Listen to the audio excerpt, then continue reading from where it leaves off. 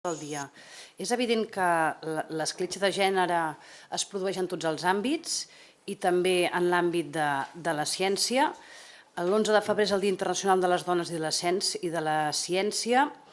Ens diuen les estadístiques que menys del 30% de les investigadores del món són dones, per tant és evident que hi ha camp per córrer.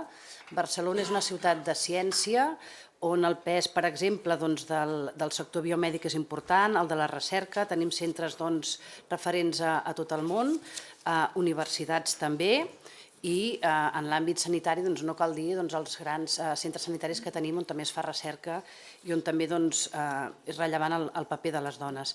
Per això creiem que des de l'Ajuntament de Barcelona podem fer alguna cosa, podem dir alguna cosa, i per això fem aquest prec al govern municipal perquè impulsin col·laboració amb el sector educatiu, acadèmic, l'elaboració i difusió d'una campanya de cara divulgatiu per fomentar l'àmbit científic entre les dones i les nenes i combatre així l'escletxa de gènere.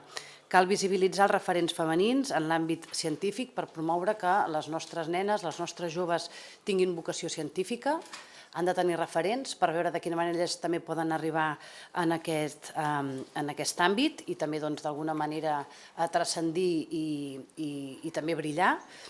I també, a banda d'això, creiem que més enllà d'aquesta campanya, després també, evidentment, cal treballar altres qüestions, que és que un cop les dones arribin a l'àmbit de la recerca, en l'àmbit científic, que després també puguin promoure's i puguin també progressar i despuntar, que això segurament és una altra qüestió. De moment el que necessitem és que moltes dones de la nostra ciutat tinguin aquesta vocació científica.